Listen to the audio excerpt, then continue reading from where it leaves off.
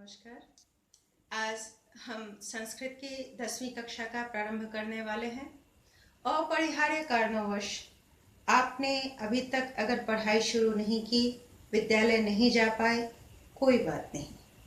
जिस प्रकार अर्जुन की निगाह लक्ष्य भेदन के लिए केवल मछली की आंख पर थी, वैसे ही आप भी संस्कृत के पाठ्यक्रम या विषय वस्तु पर ही निगाह रखेंगे।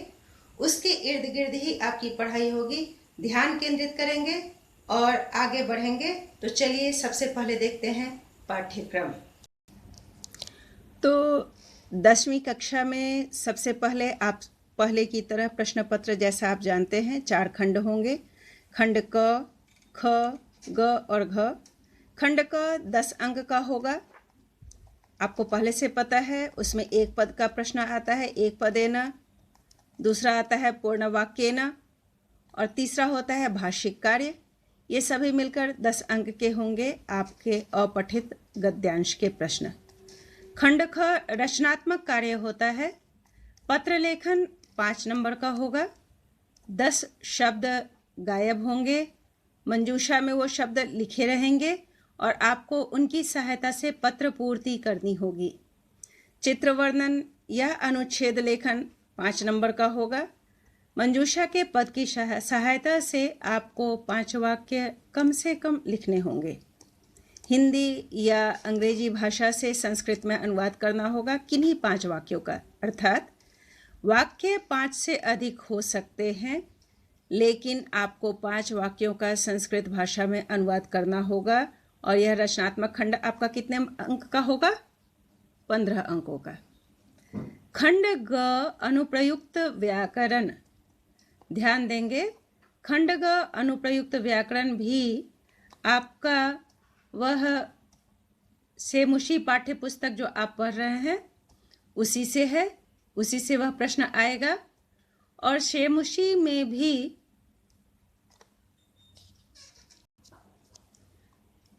पाठों में जो भी शब्द होंगे उसको अगर आप ध्यान से समझेंगे, देखेंगे, तो आपको व्याकरण के जितने भी बिंदु हैं उसको हल करने में कठिनाई नहीं होगी। संधि संबंधी प्रश्न होंगे 4 अंक के। व्यंजन संधि और विसर्ग संधि में जो भी है पाठ्यक्रम में आप उसका ध्यान रखेंगे, पढ़ाई करते वक्त उसका ध्यान देंगे। समास 4 अंक का होगा और यह 4 अंक का समास में तत्पुरुष समास पढ़ना है और उसके कई भेद होते हैं, केवल आपको विभक्ति तत्पुरुष पढ़ना है। बहुव्रीहि समास, अव्ययी भाव समास और द्वंद्व समास।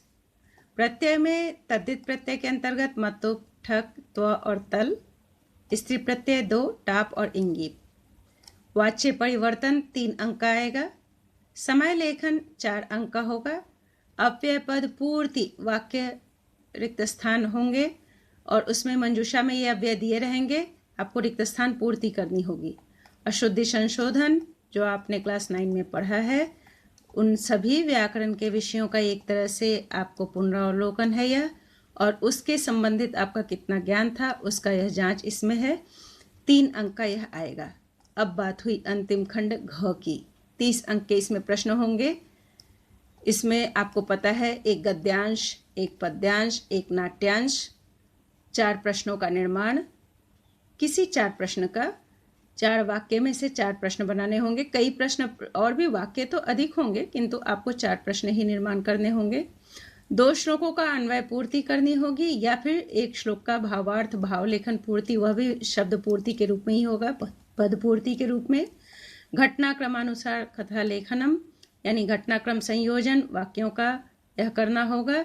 और पर्याय, विशेषण, विशेष्य पदों का मेलन या उसका वाक्य में प्रयोग संबंधित प्रश्न होंगे 3 अंक के। ये सारे भाग जो भी हैं शेमुषी में, उसमें कौन कौन से पाठ पढ़ने हैं उसको आप ध्यान से देख लीजिए। प्रथम पाठ, द्वितीय, तृतीय, चतुर्थ, पंचम, षष्ठ, सप्तम, अष्टम, नवमः, एकादशः पाठ तो है। द्वादशः पाठ आपको नहीं पढ़ना है, परीक्षा के लिए वह नहीं है। मुख्य पाठ्य पुस्तक आपकी शेमुषी है और उसकी 2 सहायक पुस्तकें हैं, अभ्यासवान भव और व्याकरण वीथि। द्वितीय भाग दोनों का आपने प्रथमो भाग दोनों का क्लास 9 में पढ़ा है। तो चलिए हम प्रारंभ करेंगे पहले पाठ से, और आशा है आप ध्यान रखेंगे पाठ्यक्रम का। पाठ्यक्रम से संबंधित सभी बिंदुओं का आप अवलोकन करते रहेंगे और उसे मनस्थ कंठस्थ करेंगे, हृदयंगम करेंगे।